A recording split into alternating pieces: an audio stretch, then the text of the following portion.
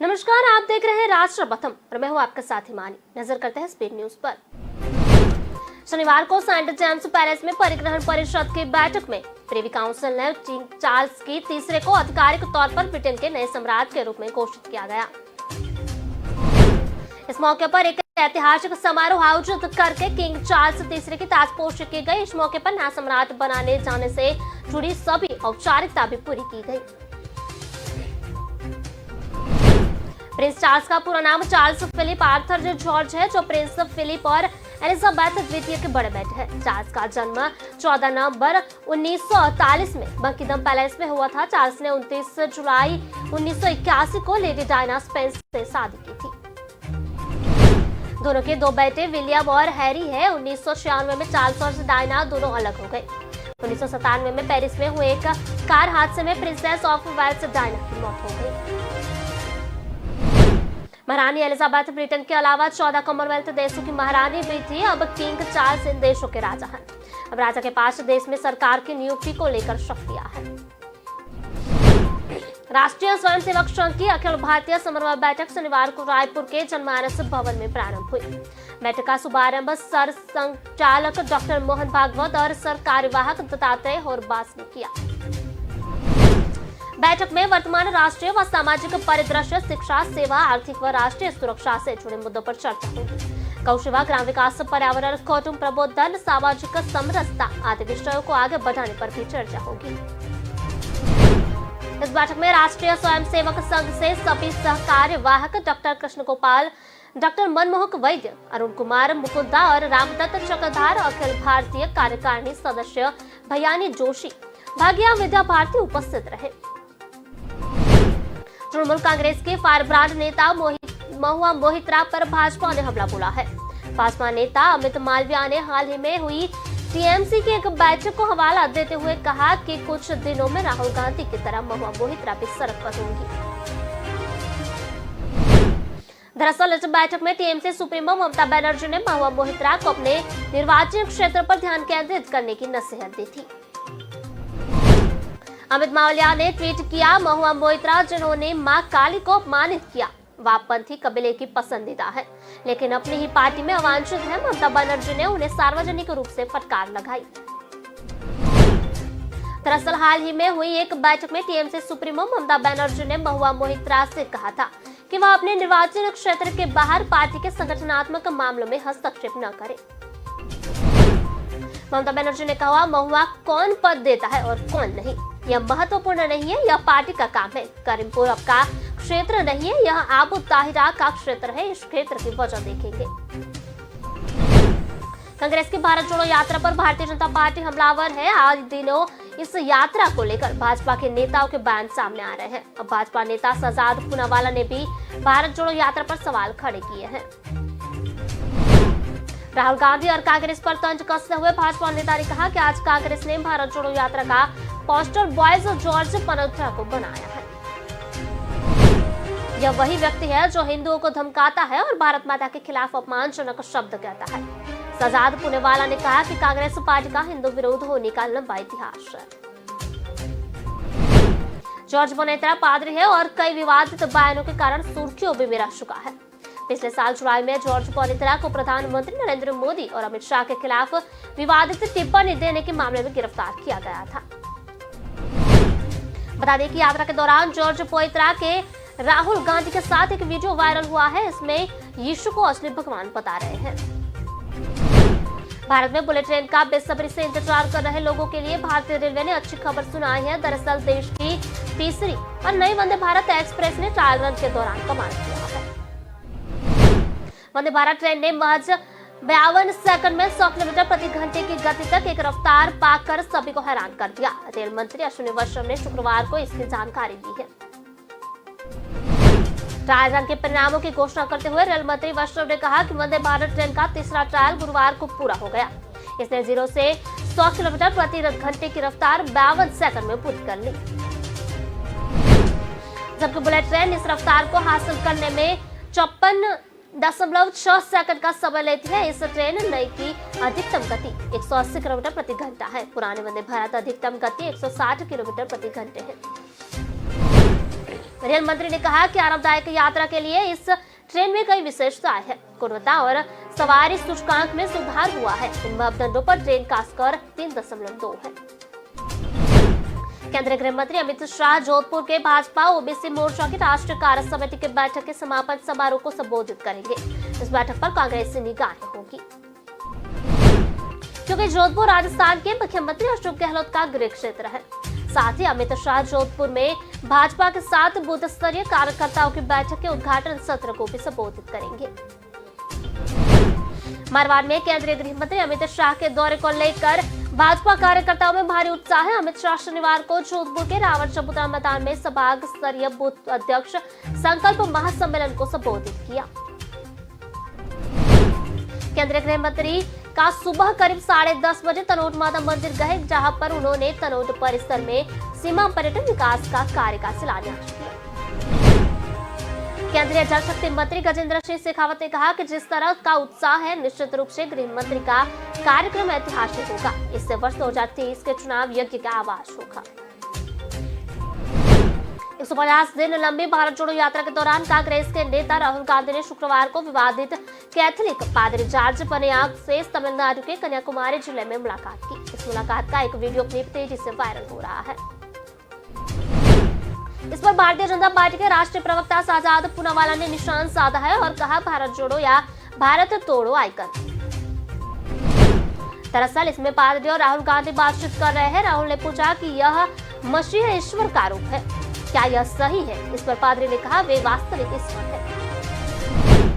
पादरी पनोज ने और भड़काऊ बयान का लंबा इतिहास रहा है, जिसके कारण पहले भी वे मुश्किलों में फंसे हैं। पिछले साल जुलाई में एक हेड स्पॉट मामले में उन्हें पदुरे कल्लिकुडी में गिरफ्तार कर लिया गया था।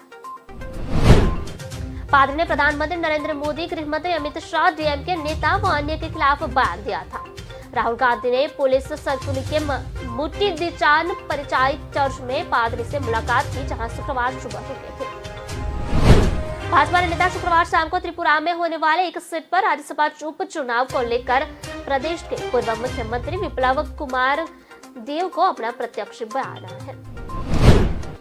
भाजपा ने त्रिपुरा में बड़ा फेरबदल करते हुए 15 मई को विप्लव कुमार को सीएम की कुर्सी से हटाकर मणिक साहा को मुख्यमंत्री बनाया था।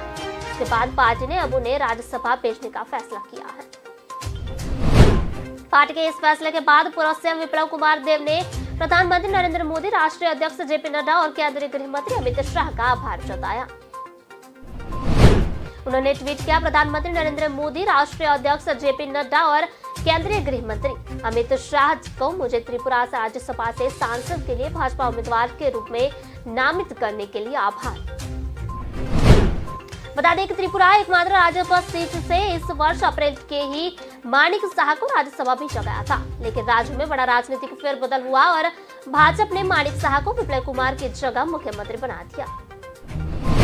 महारानी एलिजाबेथ द्वितीय की मौत के साथ ही भारत में ट्विटर पर कोहिनूर हीरे की वापसी की मांग फिर से तेज हो गई है। ट्वीट पर तमाम यूजर तरह तरह से कोहिनूर को भारत लौटाने की मांग कर रहे हैं।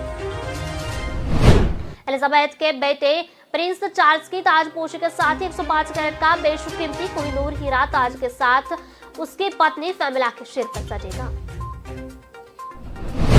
ट्वीट पर कोई बेहद गंभीरता के साथ हीरा की वापसी के लिए तर्क दे रहा है, तो कोई हल्के फुल्के अंदाज में चुटकी ले रहा है। एक ट्विटर यूजर ने धूम 2 फिल्म की क्लिप पोस्ट कर लिखा था।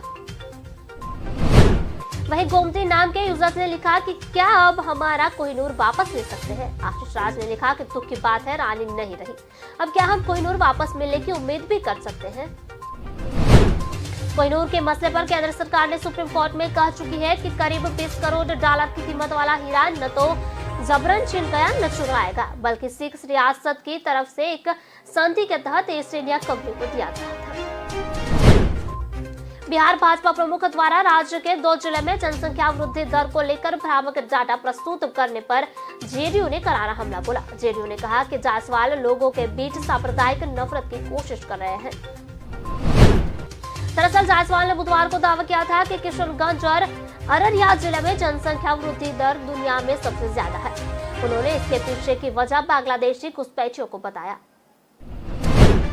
जदयू नेता नीरज कुमार और अरविंद निषाद ने पलटवार करते हुए कहा कि जायसवाल सहित सभी भाजपा नेता राजनीतिक लाभ लेने के लिए राज्य में लोगों के बीच सांप्रदायिक नफरत भड़काने में लगे हुए हैं। जेडीयू नेता ने दावा किया कि जायसवाल गलत और भ्रामक जानकारी दे रहे हैं। भारत के कई अन्य जिलों में जनसंख्या वृद्धि दर अररिया और किशनगंज की तुलना में काफी अधिक है। 2011 की जनगणना के अनुसार किशनगंज में 67% मुस्लिम आबादी है, जो बिहार के किसी भी जिले में सबसे अधिक है। इसके बाद अररिया से जुटा हुआ है, जहां यह आंकड़ा 43% है। मुख्यमंत्री योगी आदित्यनाथ दिवंगत विधायक अरविंद गिरी को श्रद्धांजलि देने गोला पहुंचे थे। सीएम ने अरविंद गिरी के आवास पर उनके परिजनों से मुलाकात की, सौगात बना दी। इस दौरान किसी भी विधायक को घर के अंदर प्रवेश की अनुमति नहीं मिली। दिवंगत विधायक के परिजनों ने बताया कि सीएम ने कहा कि विधायक के जो सपने अधूरे रह गए उनको पूरा करेंगे और आश्वस्त किया है कि पूरे परिवार के साथ पार्टी खड़ी रहेगी। बता दें कि जिस दिन अरविंद गिरी का निधन हुआ था, उस दिन मुख्यमंत्री योगी आदित्यनाथ ने विधायक के छोटे भाई राजेश गिरी को फोन कर सांत्वना दी थी और शीघ्र गोला आने की बात कही थी। मुख्यमंत्री हेलीकॉप्टर पब्लिक इंटर कॉलेज स्थित स्वर्गीय राजेंद्र गिरी स्टेडियम में उतरा। सीएम अरविंद गिरी के परिजनों से मुलाकात करने के बाद शिव मंदिर भी जाएंगे। बता दें कि मुख्यमंत्री कार्यक्रमों को लेकर शुक्रवार को डीएम समेत पूरा प्रशासनिक अमला गोला में मौजूद रहकर तैयारियों में जुटा रहा। मुख्यमंत्री के आगमन को लेकर जिला प्रशासन की तरफ से पूरी तैयारियां की गई है। शिक्षक घोटाला और कोयला घोटाला मामले में सीबीआई के अलावा ईडी और सीआईडी पिछले कुछ दिनों से पश्चिम बंगाल में ताबड़तोड़ छापेमारी कर रही है। इसी कड़ी में शनिवार को ईडी की टीम ने कोलकाता में 4 जगह छापेमारी की।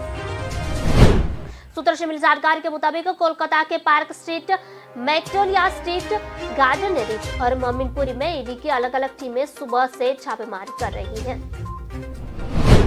उल्लेखनीय है कि बंगाल में पिछले दिनों से अधिक घोटाले, पशु तस्करी, कोयला तस्करी में साथ ही चिट फंड मामले में केंद्रीय एजेंसियां लगातार छापेमारी कर रही हैं। जानकारी के मुताबिक ईडी की टीम ने शनिवार सुबह से पहले पार्क स्ट्रीट से सरे मैक्लियार्ड स्ट्रीट पर 2 आवासों की तलाशी ली। इसके बाद ईडी के अधिकारी 36 से 1 मैक्लियार्ड स्ट्रीट गए। बताया जा रहा है कि इस दौरान टीम ने घर पर मौजूद लोगों से बातचीत की थी, साथ ही आसपास के लोगों से जानकारी लेने की कोशिश की। इनके अधिकारियों ने पेशे के वकील पिता पुत्र के आवास की भी जानकारी की तलाश ली। लखनऊ स्थित समाजवादी पार्टी के प्रदेश कार्यालय के बाहर बिहार के मुख्यमंत्री नीतीश कुमार और सपा अध्यक्ष अखिलेश यादव के पोस्टर लगाए जा रहे हैं, जिसके माध्यम से संदेश दिया जा रहा है। संदेश दिया जा रहा है कि यूपी और बिहार एकजुट होकर भाजपा के लोकसभा सदस्यों की संख्या कम कर दे तो केंद्र से भाजपा की सरकार खिसक सकती है। बिहार के जदयू भाजपा का साथ छोड़कर राष्ट्रीय जनता दल के साथ आने के बाद विपक्ष का आत्मविश्वास बढ़ गया है। पता जा रहा है कि इससे भाजपा के लिए मिशन 2024 चुनौतीपूर्ण हो गया है। मुख्यमंत्री नीतीश कुमार ने भी हाल ही में देश के कई बड़े नेताओं की मुलाकात की और विपक्ष के एकजुट किए जाने का संदेश भी दिया। यूपी के विधानसभा चुनाव में सपा गठबंधन ने भी 125 सीटों पर जीत दर्ज की थी। यूपी व बिहार में लोकसभा की कुल मिलकर 120 सीट है, जिन पर 2019 के चुनाव भाजपा ने 100 से ज्यादा सीटें जीती थी। पूर्व आईपीएस एवं समाज कल्याण राज्य मंत्री असीम अरुण ने समाजवादी पार्टी की राष्ट्रीय अध्यक्ष अखिलेश यादव पर निशाना साधा है। उन्होंने कहा है कि भाजपा का हर कार्यकर्ता राष्ट्र के निर्माण कार्य करता है। अखिलेश यादव भाजपा के टूटने का सिर्फ सपना देख सकते हैं। वह शनिवार को यहाँ Swami Vivekananda college of nursing के शुभारंभ समारोह में बतौर मुख्य अतिथि पहुंचे थे। समारोह में आए समाज कल्याण राज्य मंत्री असीम अरुण ने सपा अध्यक्ष अखिलेश यादव के उस बयान का जवाब दिया, जिसमें उन्होंने डिप्टी सीएम केशव प्रसाद मौर्य को 100 विधायक लिखकर आने पर मुख्यमंत्री बनाने की बात की थी। अखिलेश यादव भाजपा के टूटने का सपना देख सकते हैं, लेकिन हकीकत यह है कि भारतीय जनता पार्टी के मुख्यमंत्री के लेकर बूथ अध्यक्ष तक कार्यकर्ता किसी भी पद के लालच में काम नहीं करता है। उन्होंने कहा कि भाजपा के शासन में कानूनी व्यवस्था मजबूत हुई है। अब घरों से बाहर निकलकर काम करने वाली महिलाएं खुद को सुरक्षित महसूस करती है। रात को भी घर आने को उनकी दिक्कत नहीं होती। केंद्रीय नागरिक उड्डयन एवं इस्पात मंत्री ज्योतिरादित्य सिंधिया 3 दिनी प्रवास पर शनिवार को ग्वालियर पहुंच रहे हैं। वहीं शनिवार पर 3 बजे ग्वालियर एयरपोर्ट पर पहुंच गए। यहाँ से सीधे अनुसूचित जाति समाज के सम्मेलन में पहुंचे प्रतिनिधियों से चर्चा की। 3 दिन में केंद्रीय मंत्री सिंधिया एलिवेटेड रोड के भूमि पूजन से लेकर कई सामाजिक और धार्मिक आयोजन में भाग लिया। सिंधिया दोपहर 3:30 बजे श्याम वाटिका बिरला नगर में अनुसूचित जाति समाज के प्रतिनिधियों की बैठक में भाग लेंगे। इसके बाद शाम 5:30 बजे टाउन हॉल बारा पहुंचकर बघेल समाज के कार्यक्रमों में शामिल हुए। कोरोना के खिलाफ लड़ाई में योगदान देने वाले सामाजिक कार्यकर्ता एवं स्वयंसेवी संगठनों के प्रतिनिधियों के लिए शाम 7:15 बजे वृंदावन वाटिका गोला का मंदिर में आयोजित सम्मान समारोह में शामिल होंगे। सुबह 9 बजे भितरवार के लिए रवाना होंगे। सुबह 11:30 बजे चिटोली ग्राम पंचायत के अंतर्गत लखेश्वरी माता प्रांगण के माता के दर्शन करेंगे। दोपहर 12 बजे चिटोली रानी घाटी मार्ग और भितरवार करहिया रोड के निर्माण की आधारशिला रखेंगे। प्रधानमंत्री नरेंद्र मोदी ने वीडियो कॉन्फ्रेंसिंग के माध्यम से केंद्र राज्य विज्ञान का सम्मेलन का उद्घाटन किया। 2 दिवसीय कॉन्क्लेव का आयोजन साइंस सिटी अहमदाबाद में किया जा रहा है। इसमें SIT विजन 2047 सहित विभिन्न विषयगत क्षेत्रों पर सदस्य शामिल होंगे। उद्घाटन के बाद पीएम मोदी ने अपना संबोधन भी दिया। पीएम मोदी ने कहा कि 21वीं सदी के भारत के विकास में विज्ञान उस ऊर्जा की तरह है जिसमें हर क्षेत्र में विकास को राज्य के विकास की गति देने का सामर्थ्य है। जब भारत चौथी औद्योगिक क्रांति का नेतृत्व करने की तरफ बढ़ रहा है, उसमें भारत की साइंस और इस क्षेत्र से जुड़े लोगों की भूमिका बहुत अहम है। पीएम मोदी ने कहा कि जब ज्ञान विज्ञान से हमारा परिचय होता है। पीएम मोदी ने कहा कि अगर हम पिछले शताब्दी की शुरुआती दशकों को याद करें तो पाते हैं कि दुनिया में किस तरह तबाही और त्रासदी का दौर चला रहा था। लालू प्रसाद और नीतीश कुमार दोनों जीपी आंदोलन की उपज दोनों समाजवादी। पीएम नरेंद्र मोदी तो नीतीश कुमार को सबसे बड़ा समाजवादी कर चुके हैं। लालू और नीतीश दोनों के इन दिन एकजुट होकर भाजपा को रोकने में लगे हुए हैं।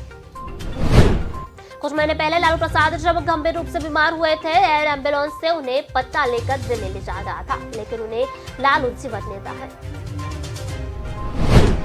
नीतीश कुमार ने बिहार में भाजपा को सत्ता से बाहर किया और राजद का साथ लिया, तो लालू प्रसाद बीमारी भूल पटना पहुंच गए। तब से वह लगातार पटना में कैंप कर रहे हैं।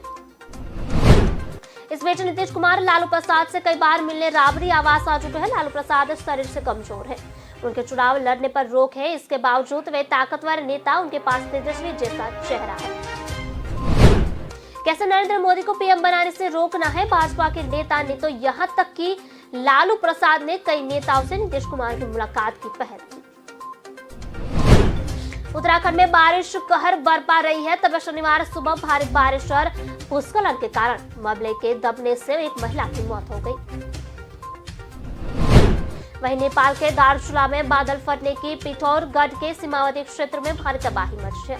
पिथौरागढ़ के विकास खंड दार्चुला में एक महिला की मौत हो गई है, जबकि 50 घर जलमग्न हो चुके हैं। विकास खंड धारचूला में भारी बारिश के चलते धारचूला क्षेत्र में घलाती, खोतिला और मल्ली के बाजार में भारी नुकसान हुआ है। खोतिला में 50 से अधिक मकानों में मलबा घुसने से लोगों भागकर जान बचाई। वहीं रमाधव चिकित्सालय नारायणकोटी के सामने सड़क कटने के आवाजाही पर ठप हो गई। गुप्तकाशी, काशीमठ, कोटमा मार्ग, विद्यापीठ और भैरव घाटी पर मलबा आने से अवरुद्ध हो गए हैं। उत्तर पिथौरागढ़ के विकासखंड धारचूला में भारी बारिश के चलते धारचूला क्षेत्र में गलाती, खोतिला और मल्ली बाजार में भारी नुकसान हुआ है। पैदल पुल बह गए हैं, तो गलाती के प्रधान राम सिंह ने बताया कि क्षेत्र में बारिश के चलते भारी नुकसान हुआ है। सुप्रीम कोर्ट ने किसी मामले में संबंधित वादी के खिलाफ फैसला आने पर जॉर्जिया न्यायिक अधिकारी के खिलाफ आरोप लगाने की प्रवृत्ति की निंदा की है। सुप्रीम कोर्ट ने कहा है कि वादी के खिलाफ फैसला आने पर जजों पर आरोप लगाने का सिलसिला जारी रहा तो यह न्यायाधीशों का मनोबल गिराएगा। सुप्रीम कोर्ट के जस्टिस MR शाह और जस्टिस कृष्ण मुरारी के पीठ ने कहा कि जिन आधार पर केस धौलपुर से नोएडा स्थानांतरित करने की मांग की गई है, उनमें से एक यह है कि याचिकाकर्ताओं का मानना है कि उनकी निष्पक्ष सुनवाई नहीं हो रही और विरोध पक्ष बड़े लोग होने के कारण केस को प्रभावित कर सकते हैं। पीठ ने कहा कि सिर्फ इसलिए कि मौजूदा मामलों में याचिकाकर्ता के खिलाफ कोर्ट के कुछ आदेश दिए गए हैं, इसलिए यह नहीं कहा जा सकता कि न्यायिक पक्ष विरोधी पक्ष प्रभावित हो। उत्तर प्रदेश में प्रगतिशील समाजवादी पार्टी की लोहिया की जड़ मजबूत करते ही अभियान में लगे पार्टी राष्ट्रीय अध्यक्ष शिवपाल सिंह यादव समाजवादी पार्टी को लेकर अब बेहद कठोर हो गए हैं। समाजवादी पार्टी के साथ गठबंधन हो या समझौता की बात, उनके तेवर बेहद तल्ख है। शनिवार को शिवपाल सिंह यादव ने बेहद स्पष्ट लहजे में कहा कि समाजवादी पार्टी से हमने काफी धोखा खा लिया है। प्रयागराज में शिवपाल सिंह यादव तो समाजवादी पार्टी के मुखिया अखिलेश यादव को लेकर बेहद सख्त दिखे। उन्होंने कहा कि हमने तो काफी प्रयास किया लेकिन अपेक्षित परिणाम नहीं मिला। हमने समाजवादी पार्टी से बहुत धोखा खा लिया है। शिवपाल सिंह यादव ने इसके साथ ही कहा कि मैं समाजवादी पार्टी में नहीं जाऊंगा। उन्होंने कहा कि ना तो वह सपा में जाने वाले हैं और ना ही उनसे किसी भी प्रकार का संबंध रखने की इच्छा है। भारत जोड़ो यात्रा में राहुल गांधी की टी शर्ट को लेकर किए गए ट्वीट पर शनिवार को पूर्व सीएम कमलनाथ भाजपा नेताओं पर जमकर बरसे। उन्होंने कहा कि बीजेपी के पास कुछ नहीं बचा है, बीजेपी के पास कुछ नहीं बचा, इसलिए अभी वह टी शर्ट पर आ गए, कल के ये लोग जूते पर ही आएंगे। बीजेपी के यह नहीं बताएंगे कि भारत जोड़ो यात्रा में कितने लोग हमारे साथ चल रहे हैं। मंत्री विश्वास सारंग ने बयान पर कमलनाथ ने कहा कि मेरी 5 साल की राजनीति में कोई उंगली नहीं उठा सकता। ये तो स्पष्ट है कि इनके पास कहने के लिए कुछ नहीं है। मेरे से इनके पेट में क्या दर्द होता है। आज के स्पीड न्यूज में बस इतना ही। खबरों को विस्तार से पढ़ने के लिए आप हमारी वेबसाइट का भी प्रयोग कर सकते हैं। हमारे वेब का पता है www.kalamkartavya.com। हमारी कलम ही हमारा उद्देश्य है। इसके साथ आप राष्ट्रपतन के साथ खबरों को देखते रहिए। नमस्कार।